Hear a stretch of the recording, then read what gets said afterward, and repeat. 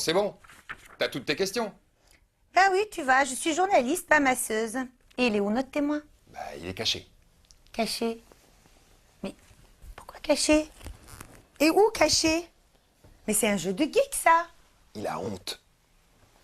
Il a honte. Vous me trouvez un geek qui a honte d'être geek. Vous pouvez pas me trouver un geek tout court? On y va. Bonjour et bienvenue sur Sci-Fi pour Geekdom. Aujourd'hui, nous sommes avec Henri Grange qui désire témoigner anonymement. Alors, Henri, une toute première question. Ta ta ta ta ta ta ta ta ta ta ta ta. Je suis ton père. Merci Henri Grange pour ce témoignage rare. Grâce à vous, nous sommes maintenant prêts à regarder ce petit sujet sur l'évolution de la geek attitude dans le cinéma.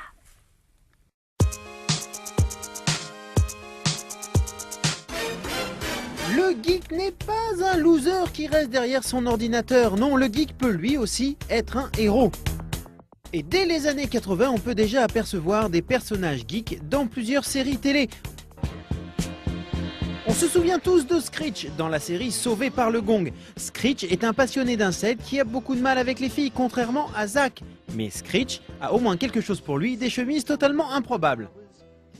Il pourrait être le frère de Screech, mais c'est Jerry Steiner dans Parker Lewis ne perd jamais. Jerry vit dans l'ombre du beau gosse, Parker Lewis, mais c'est grâce à Jerry et son imperméable rempli de gadgets que Parker Lewis ne perd jamais.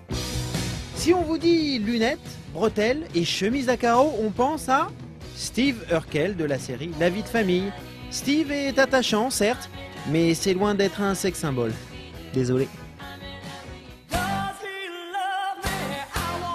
Désormais, l'époque des losers est révolue. Fini les lunettes, on peut aujourd'hui être beau et geek.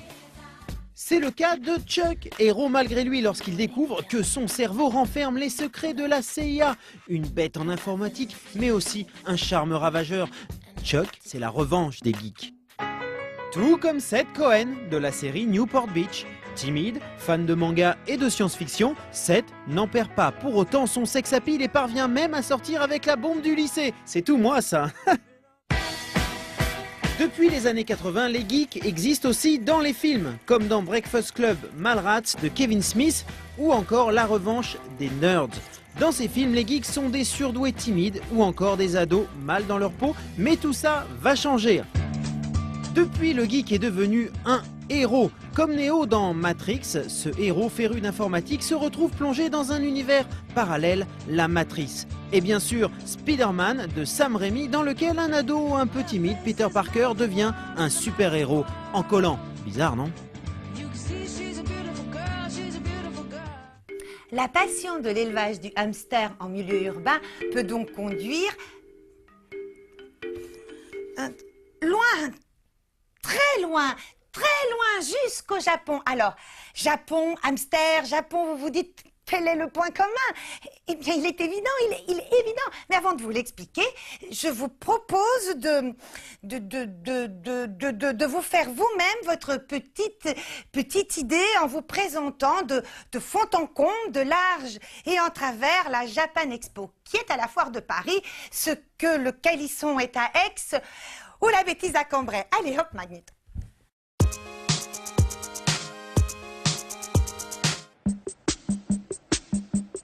C'est une grande première pour moi, je me suis rendu à l'événement phare, The Place to Be de la culture geek, la Japan Expo. La Japan Expo est un rendez-vous annuel de 4 jours durant lesquels les fans de manga, de jeux vidéo et de super-héros se retrouvent pour échanger sur leur passion.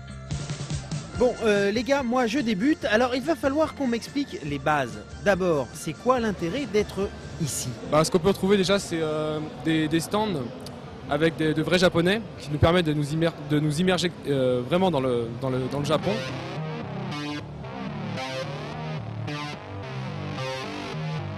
Là en plus cette année la Japan Expo c'est pas mal arrangé dans le sens où on a des jeux vidéo, on a des jeux de rôle. Honnêtement maintenant ça devient un grand rendez-vous culturel et honnêtement c'est très sympa, c'est pour ça que je reviens chaque année. En un mot c'est le paradis pour moi ici. les gens qui se déguisent, le mélange entre le réel et l'imaginaire. C'est mon trip. Je prends mon pied ici. Et toi, t'es geek? Je suis un no-life. Un no-life? Oui. Un vrai? Ouais. Presque, hein, il est quand même sorti de son trou. Je suis exceptionnellement sorti de chez moi. Le ciel était beau, j'ai pas l'habitude de le voir, mais pour venir ici. Ça fait longtemps que vous venez? Ça fait maintenant la 4e année que je viens. C'est la 3e année. Et vous venez d'où? De Nîmes. Ah, ça fait loin quand même. Je sais pas, mais en train, c'est 3 heures de TGV. En fait, j'ai surtout l'impression que c'est une grosse soirée costumée. Je vais aller me faire une petite idée de ce qu'on peut voir ici.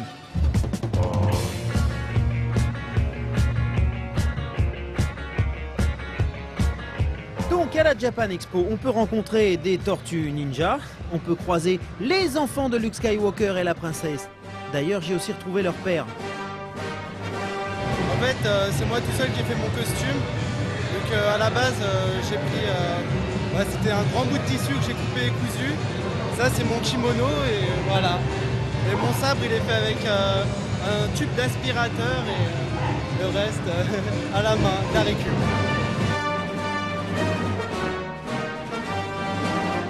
Hep, tu cherches le Jedi?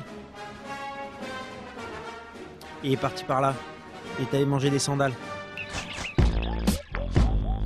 La Japan Expo est aussi l'occasion de découvrir de nouveaux jeux vidéo. Moi qui n'y connais rien, c'est maintenant ou jamais. Et puis en plus c'est gratuit. Pardon, tu danses? Oui, pourquoi pas? Ah, c'est du twist? Pas du tout. Au Gara, la para-para. Du para-para, bien sûr. Vous pouvez pas m'apprendre 2-3 trucs? Donc ensuite, il y a les gestes de base, genre lever ses bras comme ça, Ouais. tenir ou lever l'autre. Bah je vais m'y mettre aussi alors. À la Japan Expo, il y a aussi des gens qui font un petit peu peur. Ah bah oui, à ce stade, monsieur, faut arrêter de repousser vos rendez-vous chez le dentiste, là, faut y aller, hein? Et parmi la foule, toujours des petits égarés qui cherchent encore le salon de l'agriculture. Ça va, toi? Mais j'ai perdu mes carottes, Oh. donc c'est un peu la galère.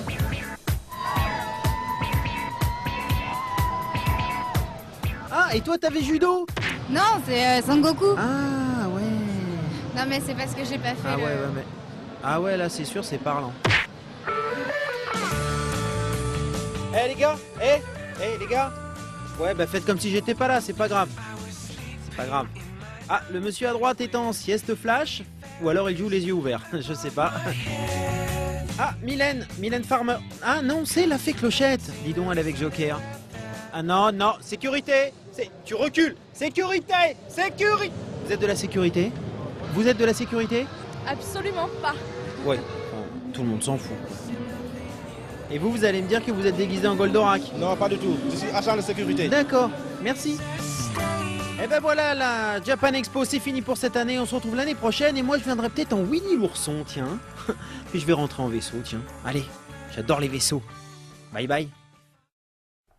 Voilà! J'espère que cette émission vous aura enfin permis de vous éloigner définitivement des clichés lunettes, boutons, mochetés, berk que se traînent les geeks depuis tant d'années. C'est n'importe quoi. Et puis surtout, moi, je connais des moches, plein de boutons sur le nez et qui ne sont pas geeks et qui sont beaucoup moins drôles, croyez-moi. À bientôt. Et n'oubliez pas, c'est bon